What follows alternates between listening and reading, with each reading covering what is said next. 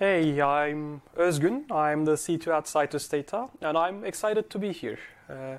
Today I'm going to talk about a concept that's unique to PostgreSQL called extensions. Postgres already has 300 extensions available, and I think these extensions can change how we build, use, and think about databases in the future. Before we start, I also had a quick question for you. How many of you have heard of the extension APIs? Okay, a fair bit. In the remaining slides, I'll talk about 5 very popular extensions. So if any one of them is very familiar to you, just let me know and I can skip over that particular extension. And with that, let's get started with some introduction slides. Again, I'm Özgün, the C2 at Citus Data. Previously, I worked in the distributed systems engineering team at Amazon.com, and I love Postgres. Our team also loves Postgres.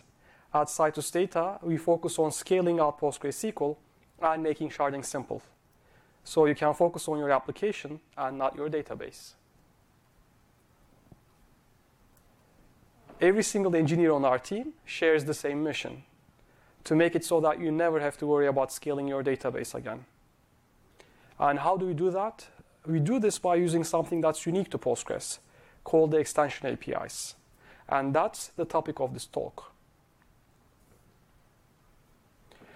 Today I'll do something different and start the talk with its punchline. If you're going to take away 2 things from this talk, they are the following.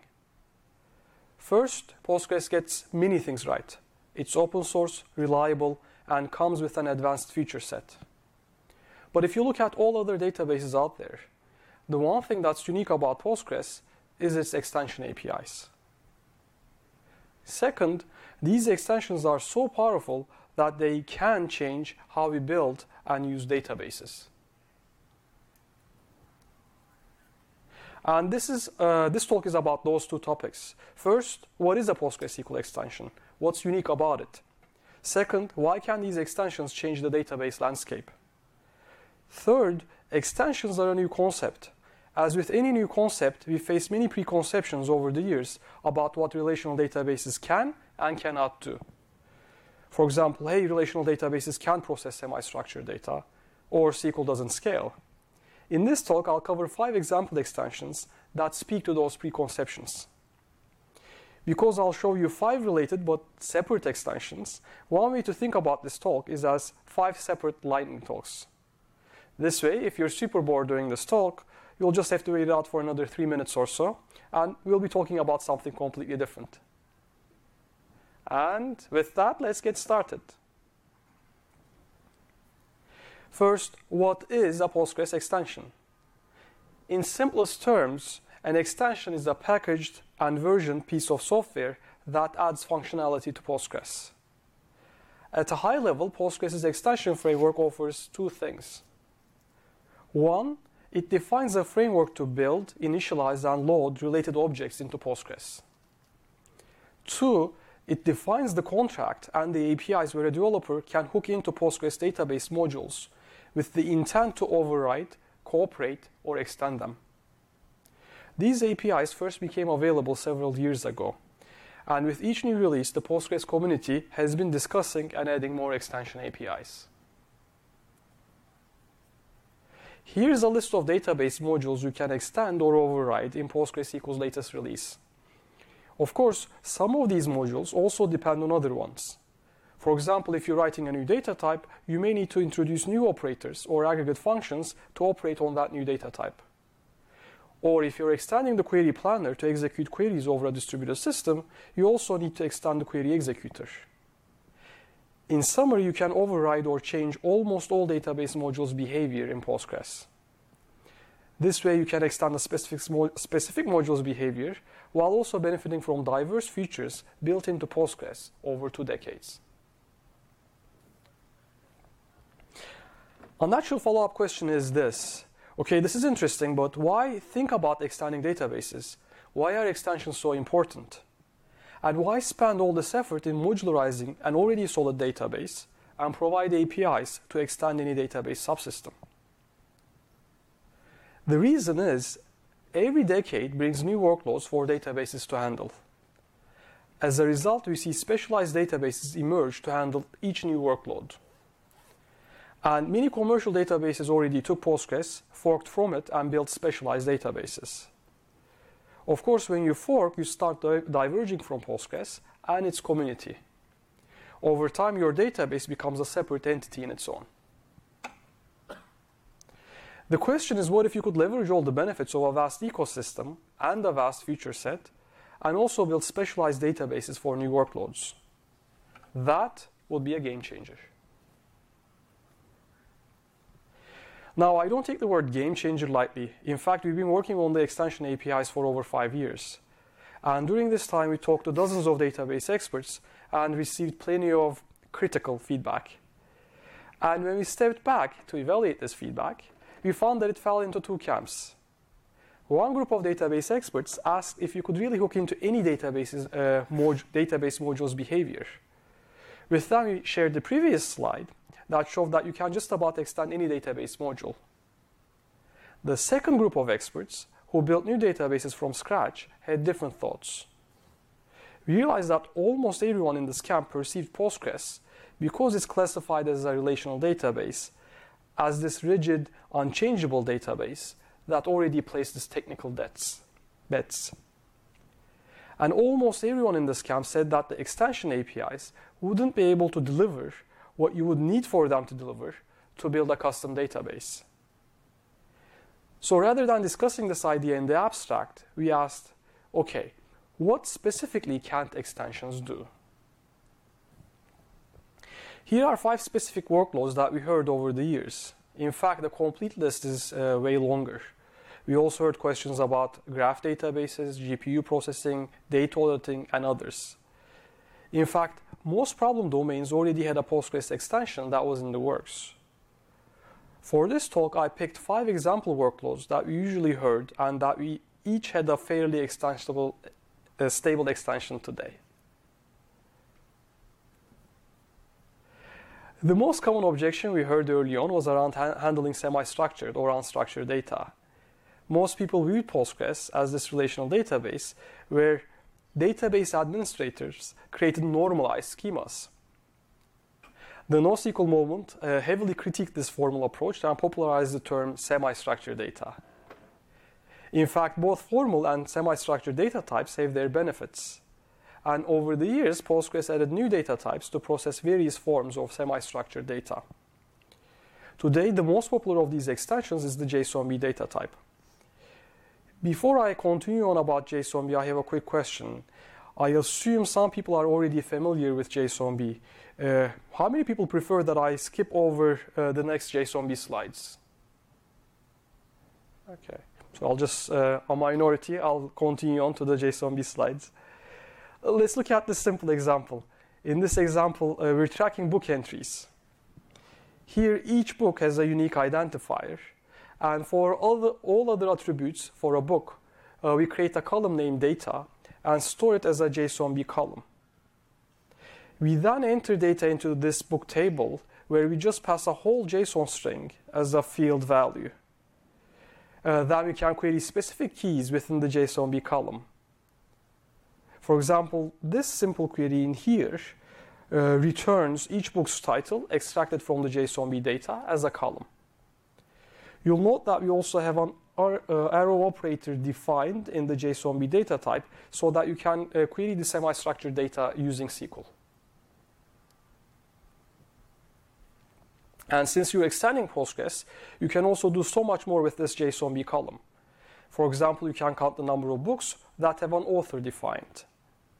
You can create a regular B3 index on one of the subfields in the JSONB column. Or you can create a generalized inverted index, a GIN index, on the entire data.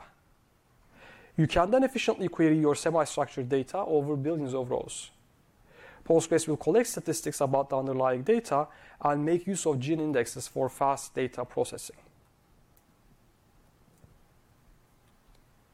In summary, Postgres can store and process semi-structured data just as well as NoSQL databases.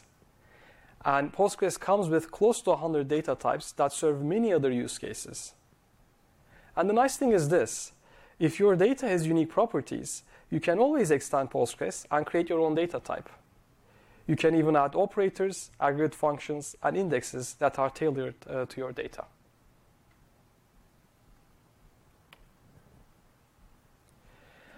A second question we answered was related to an emerging workload, real-time analytics. In this workload, you run analytical queries over billions of rows and expect them to complete in under a second. For example, think about Google Analytics.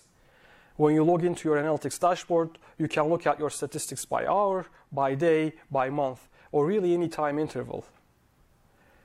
To power this type of a dashboard, you need to pre-compute certain attributes. For example, you can pre-compute the total number of users by day. If the customer then asks for total users over the past 10 days, you can easily add up these user counts and return the response. But what happens when you need to show the total number of distinct users by any time interval? If you had 100 distinct users visiting your website today and 100 distinct users who visited your website yesterday, do you have 200 distinct users in the past 2 days?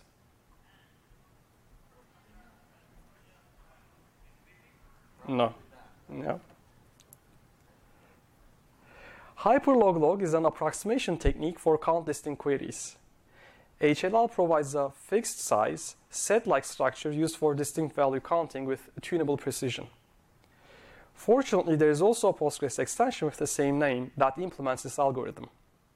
Let's think about the previous Google Analytics example, where we recorded users' visits to my website, what they did, and where they came from. This table has billions of rows, so table scans take minutes.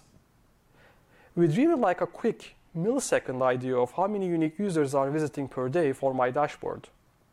No problem, let's set up an aggregate table in here. The way this works is HLL is first hashing the user ID, then aggregating those hashed values into one HLL data structure by day.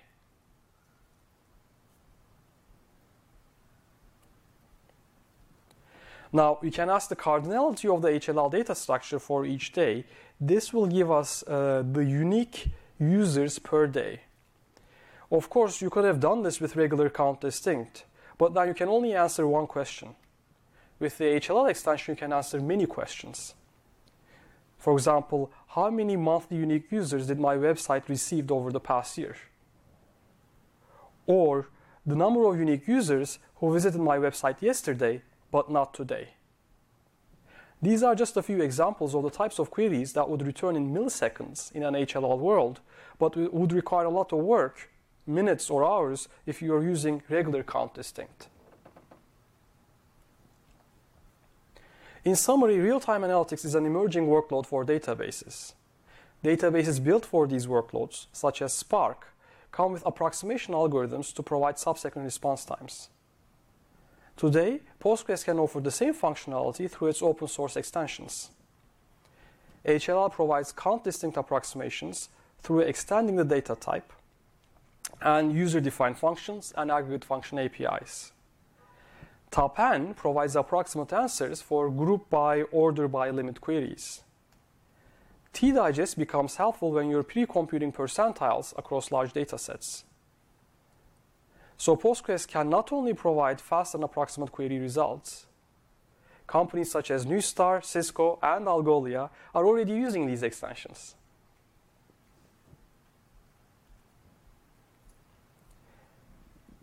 Another workload that almost seems like the antithesis of relational databases is spatial databases. When you think of relational databases, you imagine normalized schemas that serve heavily transactional workloads. Here in this example diagram, however, we have a map of New York that captures census data from each census block. This image shows the proportion of different races as a percentage of the total population for the city of New York.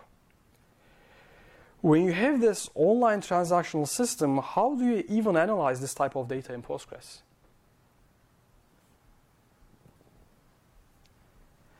In fact, one of the most popular extensions for Postgres does just this. It turns Postgres into a geospatial database.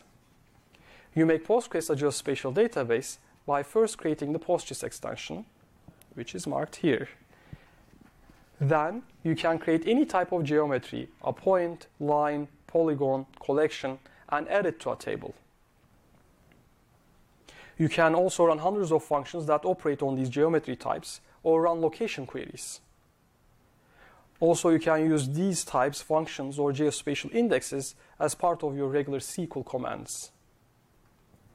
In fact, the New York City map that we looked at in the previous slide was served by none other than Postgres. And you can do much more with Postgres and PostGIS. This example query shows the top 10 neighborhoods in New York ordered by the proportional people who have grad school degrees. To do this, we're doing here a geospatial join between the New York City neighborhoods and census tracts, where the join operation determines which census tract polygons to include in each neighborhood's summary. When issuing this geospatial query, we're both using the aggregate functions that come with Postgres, right here, the standard aggregate functions, and also extending the SQL syntax for geospatial joins.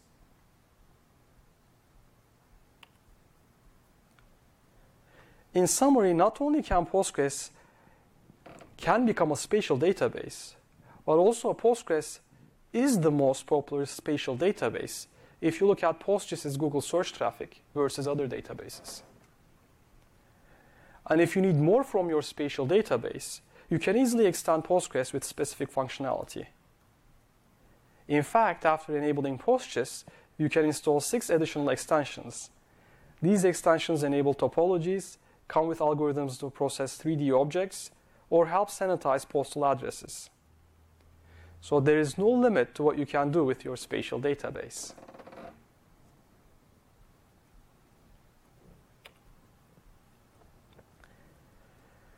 The third set of questions we heard were around storage.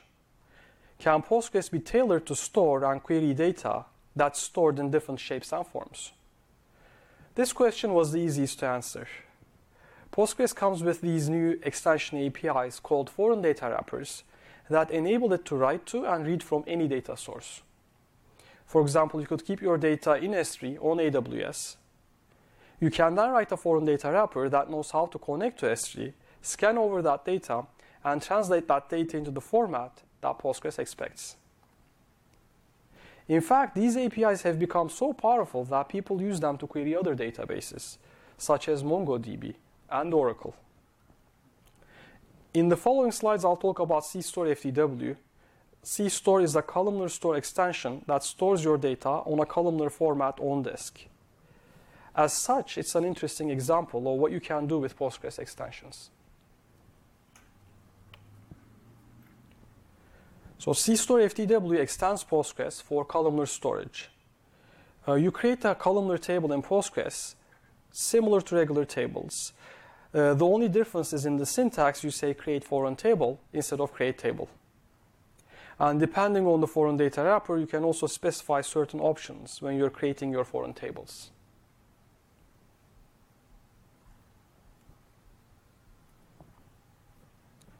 Now, when you create this table behind the covers, CStore will store the data in a columnar layout. For the storage layout, CStore uses the optimized row columnar org format that the Apache Hive project uses. In this format, 150,000 rows are grouped together, and each column data in this set of 150,000 is then grouped together and laid out on disk sequentially. There is one difference between the org and CStore file formats. CStore uses PostgreSQL data types as binary representations when storing data. This way, all Postgres data types become immediately compatible with CStore. I'll pause on this diagram just for a second. Any questions on this diagram or on CStore? The layout makes sense? Cool. You can then run, after that layout, once you store your data, your typical Postgres commands to ingest data. This is all standard Postgres. CStore will store this data using a columnar layout on disk. You can then run your analytical queries on this columnar data to get insights. The nice thing is, by speaking to the Postgres APIs, you can also leverage existing Postgres features with this columnar format. For example, here we're running analyze, and when we run this command, Postgres will start collecting statistics about the underlying data, and will use those statistics to optimize queries.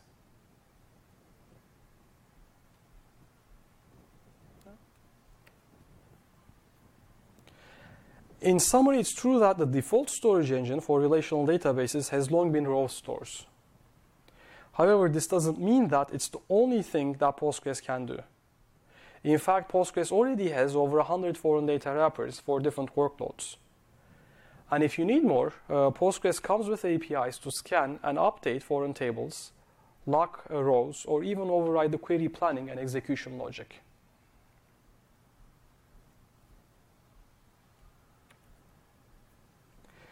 Last, by far the most common objection we heard about relational databases was around scale. The last decade has been about capturing more data in different shapes and form. This led to Hadoop and NoSQL databases. It was these technologies that could help with the data scaling problem. In fact, I heard from many developers the statement, SQL doesn't scale. When we dive deeper into that statement, though, we found that people actually made this statement in the context of very different workloads. And because Postgres could handle all of these workloads, people expected it to scale out as well for all workloads. And by this point, I hopefully started convincing you about the answer. PostgreSQL extensions. Citus is a distributed database that horizontally scales PostgreSQL across commodity machines. To do this, Citus shards and replicates data behind the covers. When a query comes into the database, Citus's query engine routes and parallelizes SQL queries across the machines in the cluster. Citus is packaged as a Postgres extension and is available in 3 ways: as open source, as enterprise software, and as a fully managed database service on AWS. And you use Citus just like any other Postgres extension. You create the extension, then on the tables you'd like to shard, you simply call create distributed table. When you call this function, Citus will create shards for your table. From this point on, any commands and queries you run on this table, including transactions and sub-transactions, will be distributed. You can plug in your favorite Postgres tool and continue operating as if you were talking to Postgres. To help visualize things, here's a simplified architecture diagram, definitely simplified, of Citus. Here, both the coordinator node and worker nodes are Postgres databases that have the Citus extension loaded. The user interacts with the coordinator node. This is where you create your distributed tables. And when you create a distributed table, Citus creates shards on worker nodes. And each shard is actually one Postgres table. When you want to run a query against the cluster, you talk to the coordinator node with your Postgres libraries or tools. The coordinator then transforms the query into smaller queries and pushes them to the worker nodes in the cluster. Here, this is what's going on. And once all the work is complete, the coordinator merges the results and gives them back to the application. In short, the Citus cluster appears just like a regular Postgres instance to your application. Behind the covers, Citus will distribute your data and queries, and will scale out Postgres across a distributed cluster. Questions?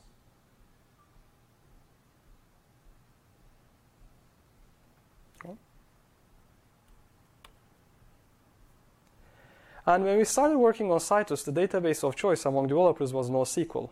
So when we said Postgres, we'd often be dismissed as SQL doesn't scale. And it's very easy to dismiss a seemingly intractable problem by making a statement that trivializes the problem. And the best way to solve a complex problem is not by dismissing the problem, but by breaking up into smaller problems and solving them one by one. Because scaling out many workloads is actually solving many small problems.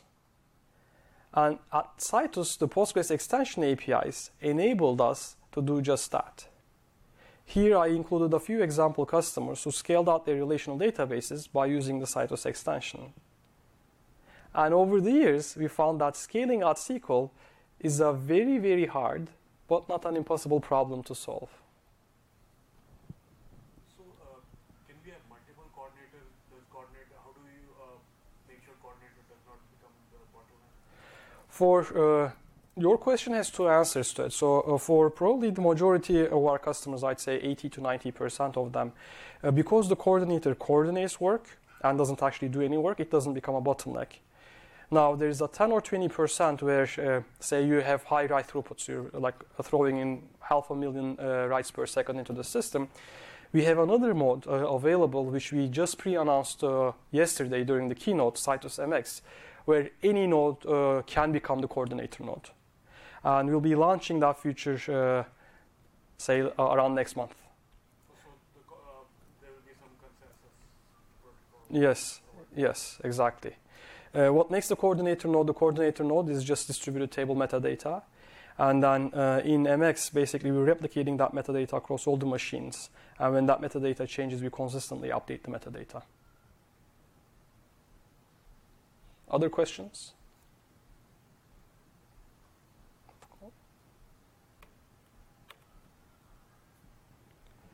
This brings us to the end of our talk. In summary, Postgres extension APIs offer a unique way to build new specialized databases.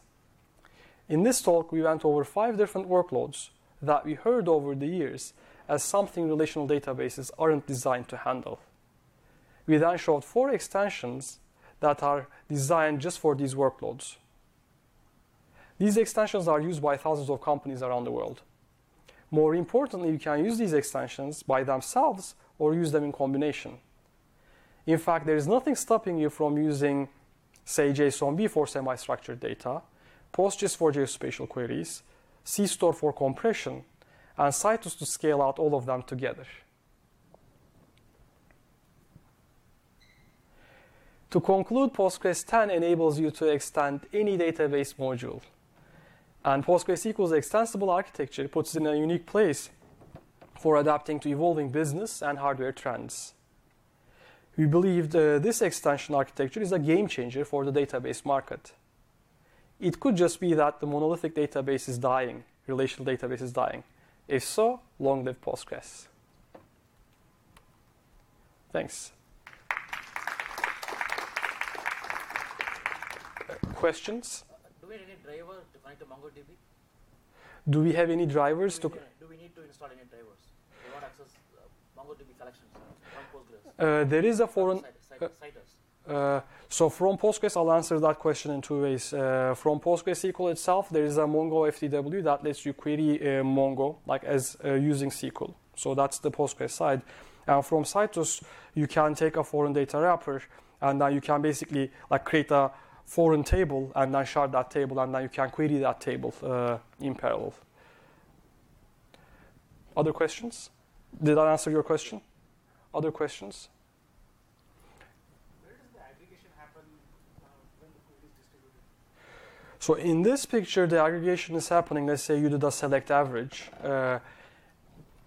and maybe, well, we also have a cool demo that's about to come up. So I'll do this. I'll answer the questions as Sama is setting up his screen, and then I'll unplug from here, give it to him. So let's say you send to the coordinator node an aggregate function. The coordinator node would break that up into query fragments, push, let's say, the sums, like all the work to the workers, and then the final aggregation would be happening on the coordinator node.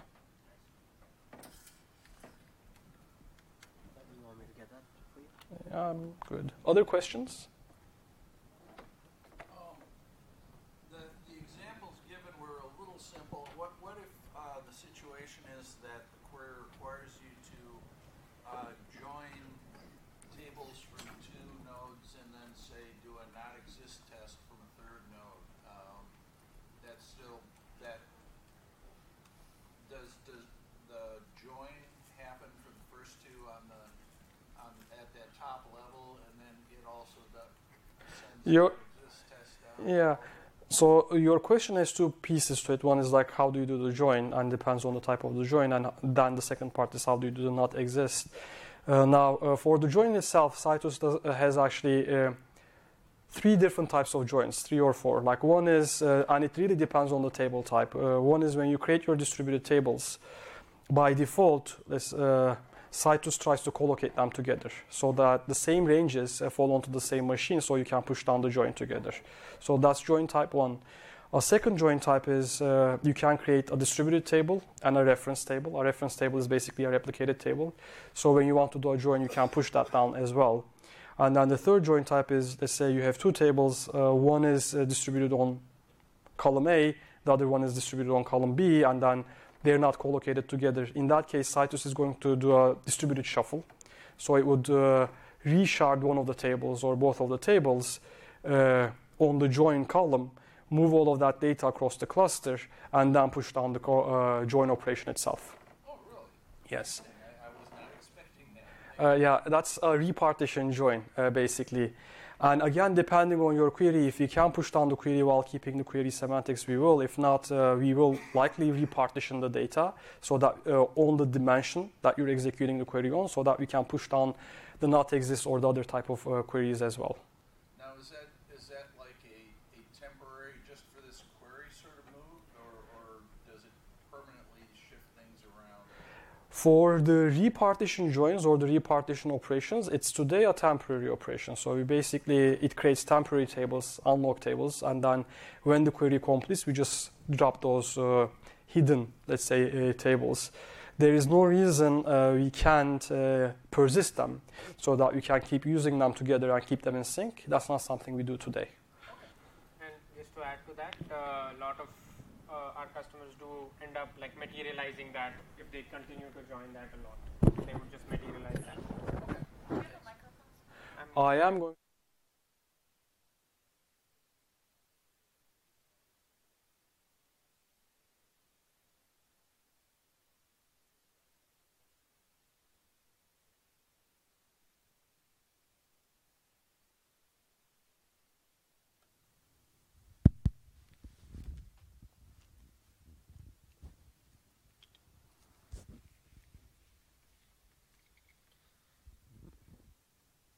And as I guess, hello? When Sama is getting set up, any other questions?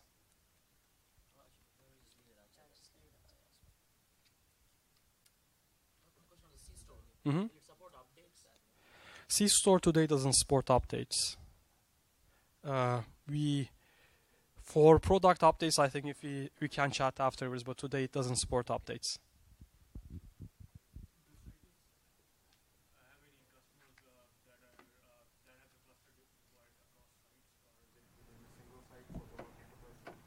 Most customers deploy Citus within one geographical location, so you typically split it up across availability zones. But I think for most customers, it remains within one geographical zone, like one region. Yeah, but you can use your standard Postgres replication, like streaming replication, etc., to set multi-data center deployments from a replication perspective. And with that, over to you, Samay. Okay, thanks. Cool. So I'm Samay. I lead the solutions engineering team at Citus.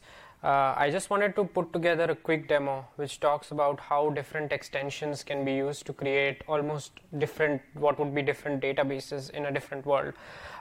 What we have here is basically, I'm going to demonstrate a distributed time series database which is backed by a dynamically changing row and column based storage. Right. So that's what we'll do, and we'll do that using 3 extensions. Ozgun talked about 2 of them. I'll talk about the third one, which is pgpartmem. So this is my standard Postgres console, and I'm doing a live demo, so hopefully everything works out fine. We have Citus extension, we have CStore, and we have a pgpartmem. So Citus, as Ozgun talked about, is an extension which allows you to shard Postgres across multiple machines, and we are on the coordinator server as in the architecture Ozgun defined. So from here on, we will talk to this as if we talk to regular Postgres, and Citus will split up your queries as and when needed.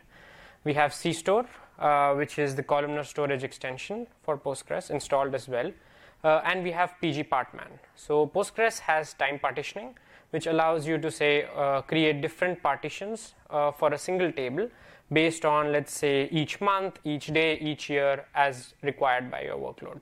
So what we'll do is we'll combine all three of them together, use them, and then I'll show you what use cases this can enable for us. So to start with, I'll just create a simple table. This is standard Postgres syntax with the partition by clause, which tells us to partition this based on the date.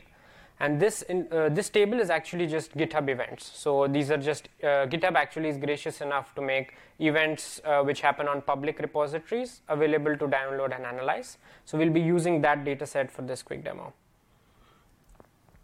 So this is all standard Postgres syntax. Where Citus comes in is when you run the create distributed table command. So when I do this, this will partition or shard your table actually across the multiple nodes we have in the cluster based on user ID. So you pick the sharding key, and here I'm just picking user ID as an example sharding key. I'm just going to copy paste commands from this buffer, just FYI. Cool. So now this table is distributed across multiple servers. We'll actually look at one of the servers a bit later to see how that data looks there. Now what I'm going to do is I'm going to create partitions for this table using pgpartman. Now when you run the create parent, it creates 4 partitions in the past, 4 partitions in the future, and for the current period. So here we are creating yearly partitions, and we'll be doing, by default it will do 9 of them based on created at field.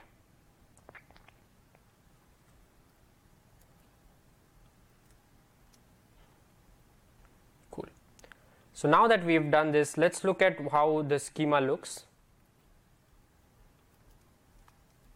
So if you look at this, we have the table. It's partitioned by range on created at, and we have 9 partitions created, as I said, yearly partitions. So we are in 2018, so we have 4 partitions for the next 4 years, 4 partitions for the 4 previous years created already. Now let me load some data. So this is, again, we are using a partition table which is distributed across different nodes, but your application or your querying paradigm doesn't see it. So we are going to just run a copy command, and then this will just load up the table with data transparently to your application.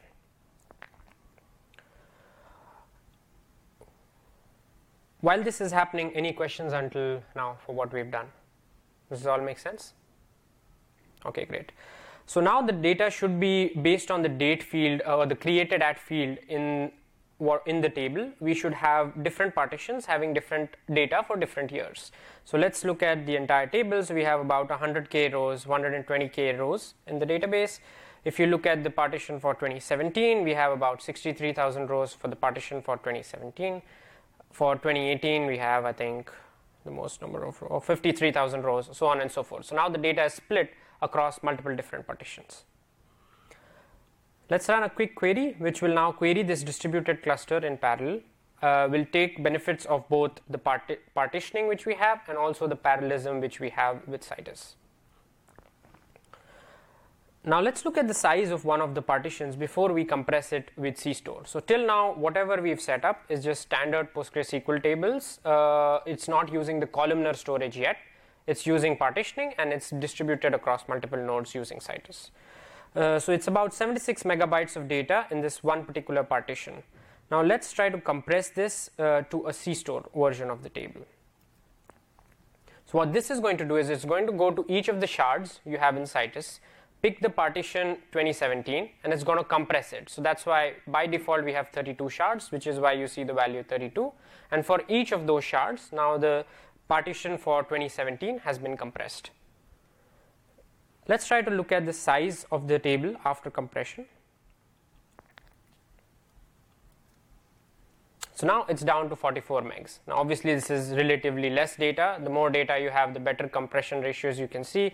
And with CStore, we've seen ratios anywhere from 2 to 10x depending on the type of data and how well it compresses. If you have a bunch of ints, it's going to compress much better, so on and so forth. Now we run the query again. In this we have one partition which is compressed with the columnar storage. We have all the other partitions which are still using the row storage. And you can see we can query them together as if nothing happened. And if I run the explain, so we integrate natively with the standard Postgres explain, and you can see one, that Citus is parallelizing the query into 32 chunks and running, we're just displaying one of those 32 tasks. It's doing using the partitioning features and appending the results from all the different partitions. And if you look at it, one of those partitions is now a foreign scan using the CStore table as opposed to using the regular row-based tables.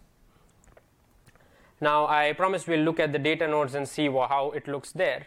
So this is how it would look on one of the data nodes. So you have a bunch of shards.